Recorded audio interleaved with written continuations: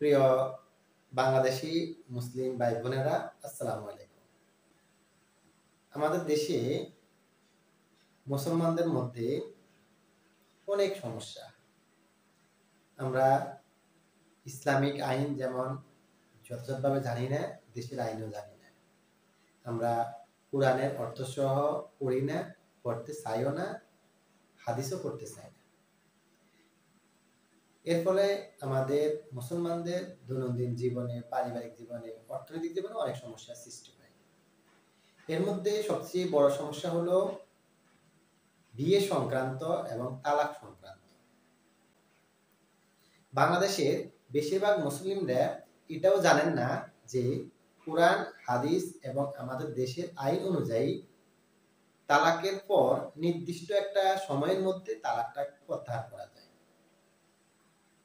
এই নির্দিষ্ট সময়টা হলো ইদ্দত। ইদ্দতটা হলো যদি স্ত্রীর মাসিক চক্র থাকে তাহলে 3 মাসিক, যদি মাসিক চক্র না থাকে বা অনিয়মিত হয় তাহলে 9 দিন। আর যদি স্ত্রী গর্ভবতী থাকেন তাহলে গর্ভ যতদিন আছে ঠিক ততদিন, বা যদি এটা 3 মাসের কম হয় তাহলে 3 মাস। এই ইদ্দতকালীন সময়ের মধ্যে তালাকটাকে প্রত্যাহার করা যায়। এখন আপনাদের মনে প্রশ্ন জাগতে পারে, তালাক প্রত্যাহারটা কিভাবে করবে, এর পদ্ধতি কি? যদি আপনারা ডিভোর্সের পরে চেয়ারম্যানকে নোটিশ দেন, তারপরে নিজেরাই তালাকটা প্রত্যাহার করে নেন, তাহলে চেয়ারম্যানকে একটা নোটিশ পাঠাবেন যে আপনারা তালাকটা প্রত্যাহার করেছেন। যদি তালাক দিয়েছেন কেউ জানে না, যেমন ঘরের ভিতরে তালাক দিয়েছেন, কোনো সাক্ষী নেই, তাহলে আবার নিজেরা তালাক প্রত্যাহার করে নিতে পারবেন, এটারও কোনো সাক্ষী লাগবে না। তবে যে কোনো কিছুতে সাক্ষী রাখা ভালো।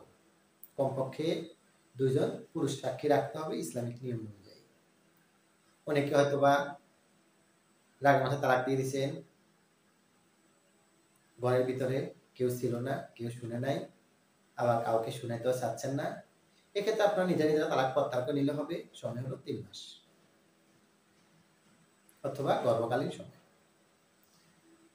এর মধ্যে যেটা বেশি সেটা।